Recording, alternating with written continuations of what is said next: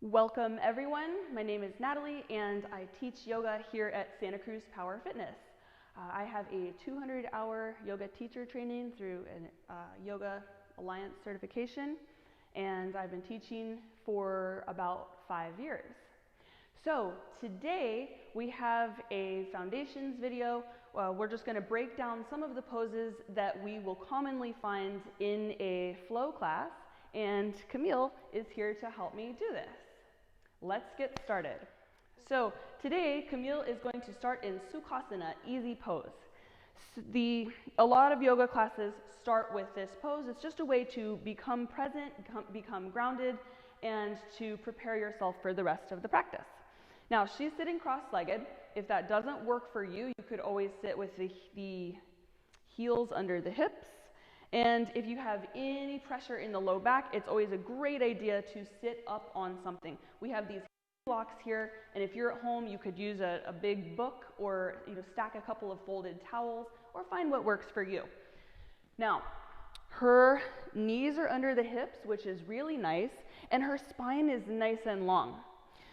She's going to draw the belly in very slightly, just engaging the abs, and roll the shoulders down and back, nice, broadening through the chest. And we want to just keep the ears under the ears over the shoulders, and then the shoulders over the hips. Okay? This is Sukhasana. We would generally do all of these poses for about 30 to 60 seconds, but find what works for you. And more important than the length of time doing the poses is being able to feel the body relax and to take deep, steady breaths. The next one I want to go into is a seated twist. So if you want to face forward again, and then just remove that block. Twists are very good for the spine, just getting the blood flowing. So she's going to place her right hand on her left knee. Yep, and then the left hand goes behind the body. Yeah. Now, what I like about this is that she's really sitting up nice and tall here. What I see oftentimes in a class is people will sort of begin to hunch over a little bit like this because they can get that deeper twist. What we want is to sit up nice and tall, crown of the head toward the ceiling still, so that we get used to moving the spine while keeping that length. That's nice. So again, 30 seconds or so, taking deep breaths, and we go to the other side. The next pose is our tabletop position, or hands and knees. So with this, we want the knees under the hips and the wrists under the shoulders, pressing into the index finger knuckle. It likes to lift up there. And if you're feeling any pressure in the wrists, you can press the finger pads into the mat, and that'll take a little of that pressure off. Now notice, her back is nice and flat, and her neck is in line with the spine. Next posture we'll move into is a high plank. So if you tuck the toes and then maybe just a little bit longer, that's very nice. So Camille is making this easy because she's an awesome athlete, and just know that if your posture is not perfect today, it's all good. We're all just doing the best we can. So here still, her wrists are under the shoulders. Her spine is long and her neck is in line with the rest of the spine. Her legs are nice and strong, muscles are engaged. The glutes are engaged too, but we don't want to squeeze. We never want to squeeze or force. So some common issues that I see with a plank is when the low back arches.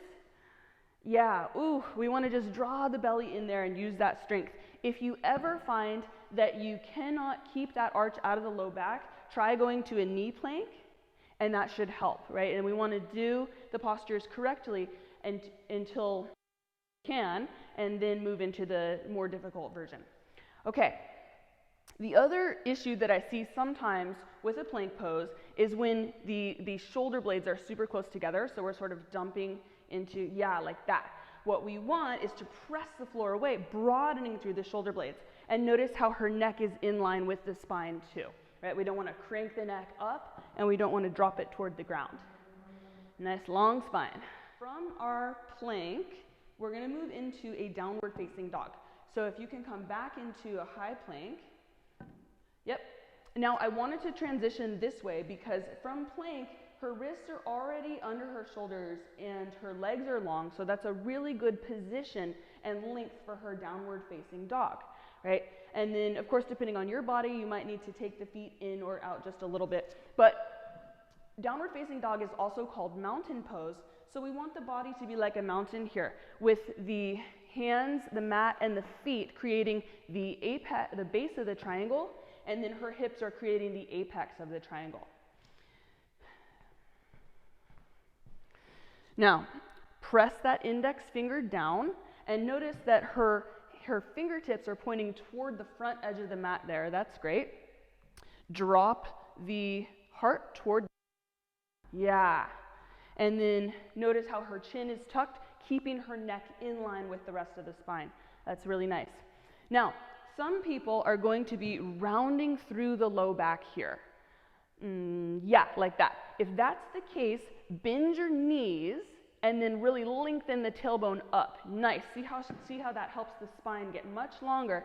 And then once you feel that length, you can begin to straighten the knees. Depending on your body though, they may be bent the whole time, and that's okay. Next pose we're going to talk about is our forward fold. So if you come to standing,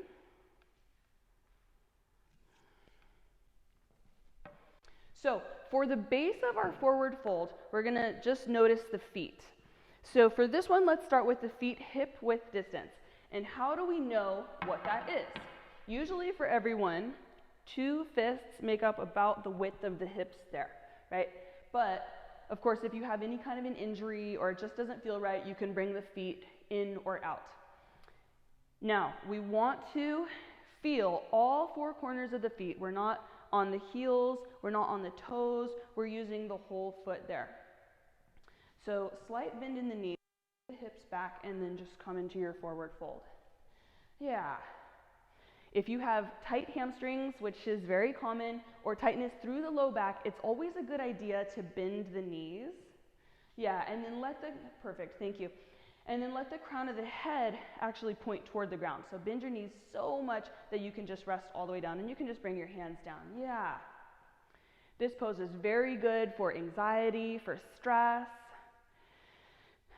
30 to 60 seconds is good, but just take long, steady breaths. Eventually we'll feel the hamstrings releasing, the low back and upper back releasing.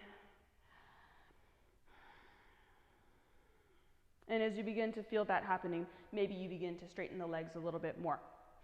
Some of us might be hypermobile and could actually get a hyperextension through the knees. We don't want that. We want to keep the muscles engaged and just keep a very, very, very slight bend in the knees at the minimum. From here, we'll go into a halfway lift. So your hands can come either to the thighs, and then just come forward a little bit. Yeah, yep. And maybe to the shins. This is probably the most common. So see if you can just flatten out your back a little bit there. Yep, and good. Shoulders down the back, just like that. And then crown of the head points forward, so tuck the chin. Yes. See how her back is nice and flat like a tabletop there. Yeah, and you could even straighten the legs a little if that works for you. But again, if you have tight hamstrings, those of us at home, that may not be accessible, and that's okay. The idea here is we've just lengthened the muscles in our forward fold, and now we strengthen the muscles by coming into that halfway lift. Okay, you can come on up. Our next pose is Tadasana, which is also called mountain pose. So for this one, this is a standing posture. We can start with the big toes touching and the heels very slightly apart, or if that doesn't feel good for you, you can have the feet hip width distance. Once again, we want to just feel all 4 corners of the feet. Legs are strong, so quads are engaged, glutes are engaged. Draw the belly slightly in, keep the low ribs tucked, that's very nice. Roll the shoulders down and back, and then ears come over the shoulders, slight tuck of the chin. Forward. So nice. From here, you would just feel your body, take a few deep breaths, feel that long spine.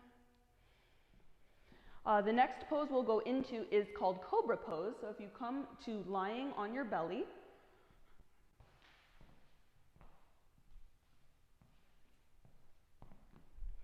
for our cobra pose, we want the tops of the feet to be on the mat. So untuck the toes there. Yep. And then point the tailbone toward the toes so that we're engaging the abs. Yeah, nice. So hips, tops of the feet, press down, and the hands are underneath the shoulders. Yep. Now using mostly back strength and just a little bit of hand strength, she's going to lift the torso up, roll the shoulders down and back. So nice. So the heart's coming forward.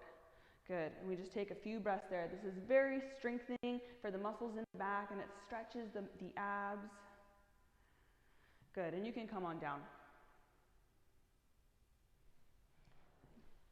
So the last two poses we'll go into today are probably everyone's favorite. First pose. So if you bring your big toes together to touch and then bring the knees as wide as the mat. Yeah. And then come to seated with the hips over the heels. Yeah. Now begin to walk the torso forward, torso and hands, and then send the hips over the heels. So sink down there. Yep. And then the forehead comes down onto the ground. Yeah. This is extended child's pose. This is just really a restful pose for the whole body. Great for stress, great for anxiety and depression. And the idea here is to just let the body relax. This is often a strenuous sequence, but it can be done anytime in yoga if you just need a little break. And we just want to feel the breath moving through the body. The last pose we're going to move into today is Shavasana. It's normally done at the end of class. So if you come all the way to lying on your either favorite or second favorite pose, that and child's pose. So she'll come to lying on her back, palms are face up, hands a little away from the body. Feet about as wide as the mat. Yep. And we just close the eyes and take a few deep breaths. The idea with this is to just sort of let the body recalibrate, let the benefits of the practice soak in, and to just take deep breaths. And it's okay to stay here for, 30 seconds. You could stay here for a half hour. It's really up to you and the time that you have and what your body is asking for.